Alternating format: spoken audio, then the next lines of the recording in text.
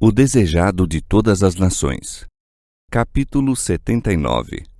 Está consumado.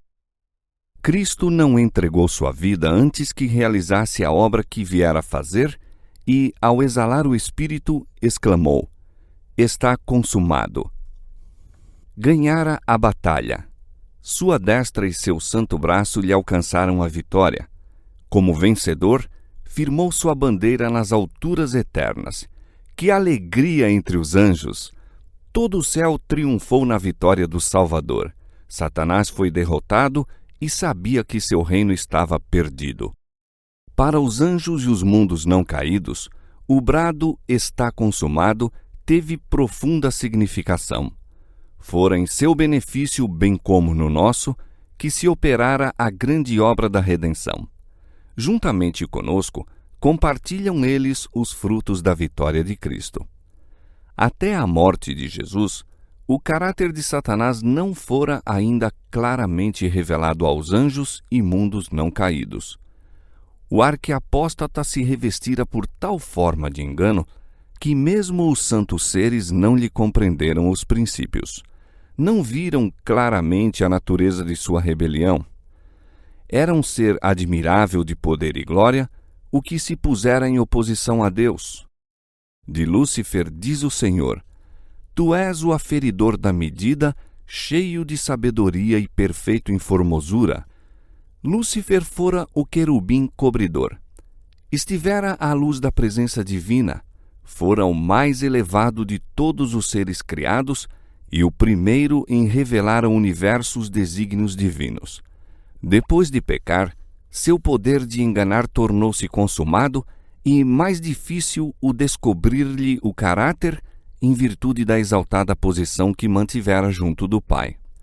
Deus poderia haver destruído Satanás e seus adeptos tão facilmente como se pode atirar um seixo à terra.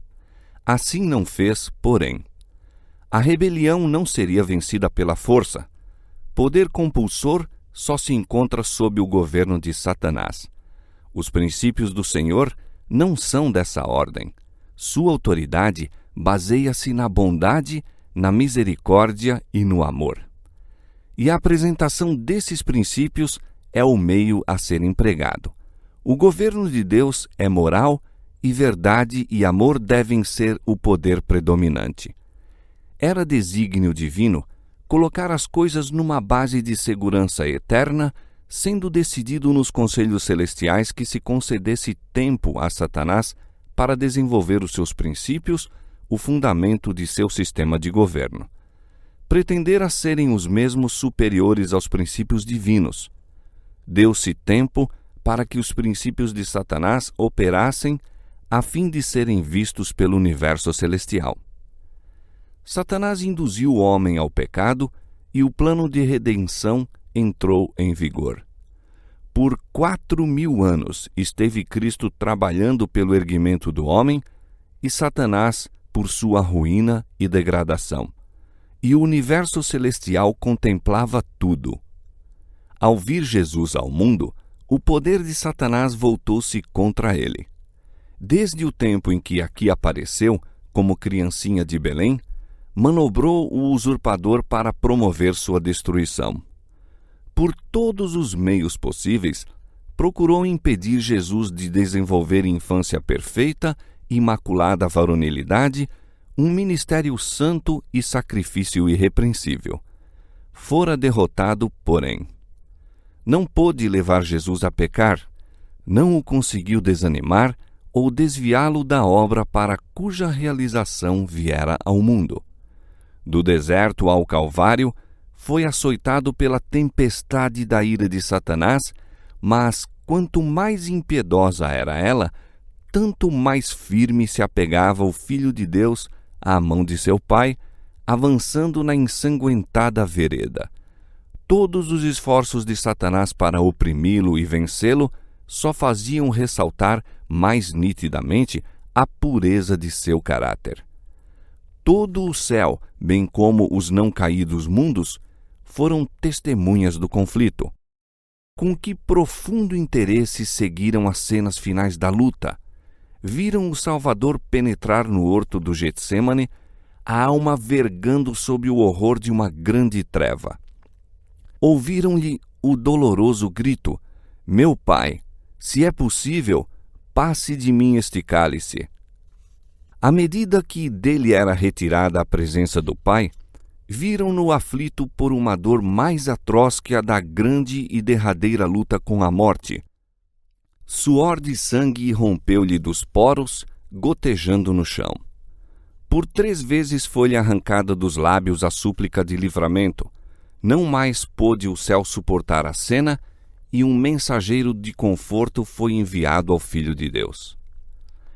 O céu viu a vítima entregue às mãos da turba homicida e, em zombaria e violência, impelida à pressa de um a outro tribunal. Ouviu os escárnios dos perseguidores por causa de seu humilde nascimento. Ouviu a negação por entre juras e imprecações da parte de um de seus mais amados discípulos. Viu a frenética obra de Satanás e seu poder sobre o coração dos homens. Ó terrível cena! O Salvador aprisionado à meia-noite no Getsêmane, arrastado daqui para ali, de um palácio a um tribunal, citado 2 vezes perante sacerdotes, 2 perante o Sinédrio, 2 perante Pilatos e 1 diante de Herodes, escarnecido, açoitado, condenado e conduzido fora para ser crucificado, carregando o pesado fardo da cruz, por entre os lamentos das filhas de Jerusalém e os apupos da gentalha. Com dor e espanto contemplou o céu a Cristo pendente da cruz, o sangue a correr-lhe das feridas fontes, tendo na testa o sanguinolento suor. O sangue caía-lhe gota a gota das mãos e dos pés sobre a rocha perfurada para encaixar a cruz. As feridas abertas pelos cravos aumentavam ao peso que o corpo fazia sobre as mãos. Sua difícil respiração tornava-se mais rápida e profunda à medida que sua alma arquejava sob o fardo dos pecados do mundo. Todo o céu se encheu de assombro quando, em meio de seus terríveis sofrimentos, Cristo ergueu a oração: Pai, perdoa-lhes porque não sabem o que fazem. E, no entanto, ali estavam homens formados à imagem de Deus, unidos para esmagar a vida de seu unigênito Filho. Que cena para o universo celeste! Os principados e os poderes das trevas estavam congregados em torno da cruz, lançando no coração dos homens a diabólica sombra de incredulidade. Quando Deus criou esses seres para estar diante de seu trono, eram belos e gloriosos. Sua formosura e santidade estavam em harmonia com a exaltada posição que ocupavam. Enriquecidos com a sabedoria de Deus, cingiam-se com a armadura celestial. Eram os ministros de Jeová. Quem poderia, no entanto, reconhecer nos anjos caídos os gloriosos serafins que outrora ministravam nas cortes celestiais? Instrumentos satânicos coligaram-se com homens maus em levar o povo a crer que Cristo era o maior dos pecadores e torná-lo objeto de abominação. Os que escarneciam de Cristo enquanto pendia da cruz estavam possuídos do espírito do primeiro grande rebelde. Ele os enchia de vis e aborrecíveis expressões, inspirava-lhes achufas. Com tudo isso, porém, nada ganhou.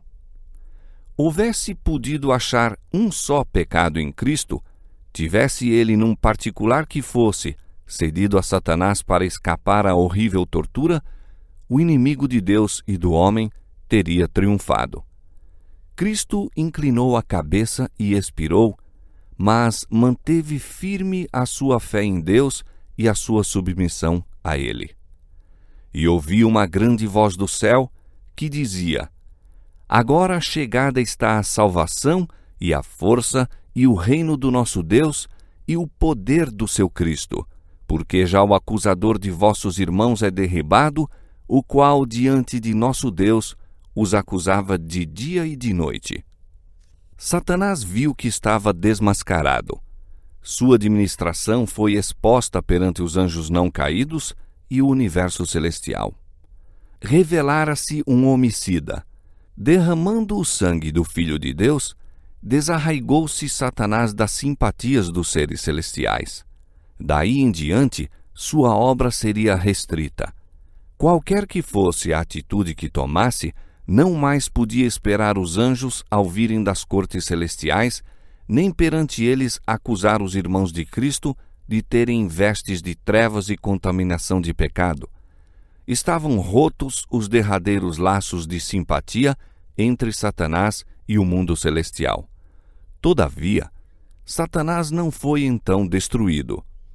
Os anjos não perceberam, nem mesmo aí, tudo quanto se achava envolvido no grande conflito. Os princípios em jogo deviam ser mais plenamente revelados, e por amor do homem devia continuar a existência de Satanás. O homem, bem como os anjos, devia ver o contraste entre o príncipe da luz e o das trevas. Cumpria-lhes escolher a quem servir. No início do grande conflito, declarara Satanás que a lei divina não podia ser obedecida, que a justiça era incompatível com a misericórdia e que, fosse a lei violada, impossível seria ao pecador ser perdoado. Cada pecado devia receber seu castigo, argumentava Satanás. E se Deus abrandasse o castigo do pecado, não seria um Deus de verdade e justiça. Quando o homem violou a lei divina e lhe desprezou a vontade, Satanás exultou. Estava provado, declarou, que a lei não podia ser obedecida. O homem não podia ser perdoado. Por haver sido banido do céu, depois da rebelião, pretendia que a raça humana devesse ser para sempre excluída do favor divino. O Senhor não podia ser justo, argumentava, e ainda mostrar misericórdia ao pecador. Mas, mesmo como pecador, achava-se o homem, para com Deus, em posição diversa da de Satanás. Lúcifer pecara no céu em face da glória divina. A ele, como a nenhum outro ser criado, se revelou o amor de Deus. Compreendendo o caráter do Senhor, conhecendo-lhe a bondade, preferiu Satanás seguir sua própria vontade independente e egoísta. Essa escolha foi decisiva. Nada mais havia que Deus pudesse fazer para o salvar. O homem, porém, foi enganado. Obscureceu-lhe o espírito pelo sofisma de Satanás. A altura e a profundidade do amor divino não as conhecia o homem. Para ele, havia esperança no conhecimento do amor de Deus. Contemplando-lhe o caráter, podia ser novamente atraído para ele. Por meio de Jesus, foi a misericórdia divina manifesta aos homens.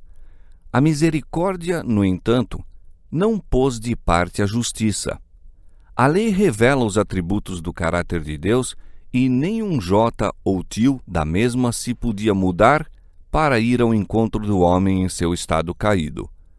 Deus não mudou sua lei, mas sacrificou-se a si mesmo em Cristo para a redenção do homem. Deus estava em Cristo reconciliando consigo o mundo.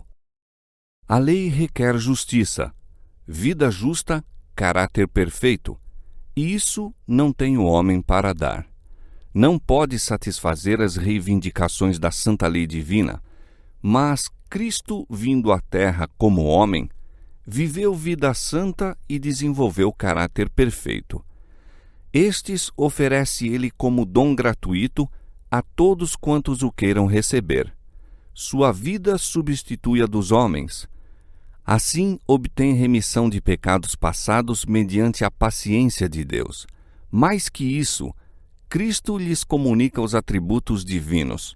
Forma o caráter humano, segundo a semelhança do caráter de Deus, uma esplêndida estrutura de força e beleza espirituais. Assim, a própria justiça da lei se cumpre no crente em Cristo. Deus pode ser justo e justificador daquele que tem fé em Jesus. O amor de Deus tem se expressado tanto em sua justiça como em sua misericórdia. A justiça é o fundamento de seu trono e o fruto de seu amor. Era o desígnio de Satanás divorciar a misericórdia da verdade e da justiça. Buscou provar que a justiça da lei divina é um inimigo da paz. Mas Cristo mostrou que no plano divino elas estão indissoluvelmente unidas. Uma não pode existir sem a outra. A misericórdia e a verdade se encontraram, a justiça e a paz se beijaram. Por sua vida e morte, provou Jesus que a justiça divina não destrói a misericórdia, mas que o pecado pode ser perdoado e que a lei é justa, sendo possível obedecer-lhe perfeitamente. As acusações de Satanás foram refutadas. Deus dera ao homem inequívoca prova de amor. Outro engano devia ser então apresentado. Satanás declarou que a misericórdia destruía a justiça, que a morte de Cristo abrogava a lei do Pai. Fosse possível ser a lei mudada ou abrogada, então não era necessário Cristo ter morrido. Abrogar a lei, porém, seria imortalizar a transgressão e colocar o mundo sob o domínio de Satanás. Foi porque a lei é imutável, porque o homem só se pode salvar mediante a obediência a seus preceitos, que Jesus foi erguido na cruz. Todavia, os próprios meios por que Cristo estabeleceu a lei foram apresentados por Satanás como destruindo-a. A esse respeito sobrevirá o derradeiro conflito da grande luta entre Cristo e Satanás. O ser defeituosa a lei pronunciada pela própria voz divina, o haverem sido certas especificações postas à margem, eis a pretensão apresentada agora por Satanás. É o último grande engano que ele há de trazer sobre o mundo. Não necessita atacar toda a lei. Se pode levar os homens a desrespeitar um só preceito, está conseguido seu objetivo. Pois qualquer que guardar toda a lei e tropeçar em um só ponto, tornou-se culpado de todos.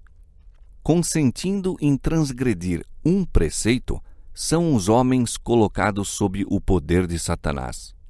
Substituindo a lei divina pela humana, procurará Satanás dominar o mundo. Essa obra é predita em profecia. Acerca do grande poder apóstata que é representante de Satanás, acha-se declarado: proferirá palavras contra o Altíssimo e destruirá os santos do Altíssimo e cuidará em mudar os tempos e a lei, e eles serão entregues na sua mão. Os homens hão de certamente estabelecer suas leis para anular as de Deus. Procurarão obrigar a consciência de outros e, em seu zelo para impor essas leis, oprimirão os semelhantes. A guerra contra a lei divina, começada no céu, continuará até ao fim do tempo. Todo homem será provado. Obediência ou desobediência, eis a questão a ser assentada por todo o mundo. Todos serão chamados a escolher entre a lei divina e as humanas. Aí se traçará a linha divisória. Não existirão senão duas classes. Todo o caráter será plenamente desenvolvido e todos mostrarão se escolheram o lado da lealdade ou da rebelião. Então virá o fim. Deus reivindicará sua lei e livrará seu povo. Satanás e todos quantos se lhe houverem unido em rebelião serão extirpados. O pecado e os pecadores perecerão, raiz e ramos. Satanás a raiz e seus seguidores os ramos. Cumprir-se-á a palavra dirigida ao príncipe do mal. Pois que estimas o teu coração como se fora o coração de Deus, te farei perecer, ó querubim protetor, entre pedras afogueadas. Em grande espanto te tornaste, e nunca mais serás para sempre. Então o ímpio não existirá. Olharás para o seu lugar, e não aparecerá, e serão como se nunca tivessem existido. Isso não é um ato de poder arbitrário da parte de Deus. Os que lhe rejeitavam a misericórdia ceifarão aquilo que semearam. Deus é a fonte da vida, e quando alguém escolhe o serviço do pecado, separa-se de Deus, desligando-se assim da vida. Ele está separado da vida de Deus. Cristo diz: todos os que me aborrecem amam a morte. Deus lhe dá a existência por algum tempo a fim de poderem desenvolver seu caráter e revelar seus princípios. Feito isso, receberão os resultados de sua própria escolha. Por uma vida de rebelião, Satanás e todos quantos a ele se unem colocam-se em tanta desarmonia com Deus que sua própria presença lhes é um fogo consumidor. A glória daquele que é amor os destruirá. Ao princípio do grande conflito, os anjos não entendiam isso. Houvesse sido deixado que Satanás e seus anjos colhessem os plenos frutos de seu pecado, e teriam perecido. Mas não se patentearia aos seres celestiais ser isso o inevitável resultado do pecado?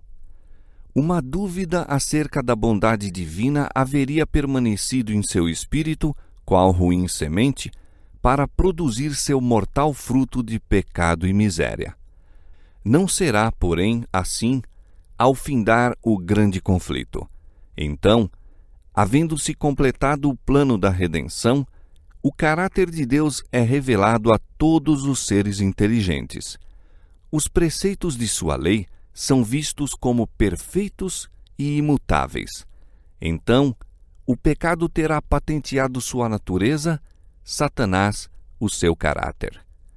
Então o extermínio do pecado reivindicará o amor de Deus e estabelecerá sua honra perante um universo de seres que se deleitam em fazer sua vontade e em cujo coração está a sua lei. Bem podiam, pois, os anjos se regozijar ao contemplarem a cruz do Salvador, pois, embora não compreendessem ainda tudo, sabiam que a destruição do pecado e de Satanás fora para sempre assegurada, que a redenção do homem era certa e que o universo estava para sempre a salvo. O próprio Cristo compreendeu plenamente os resultados do sacrifício feito no Calvário. A tudo isto olhava ele quando exclamou na cruz: está consumado.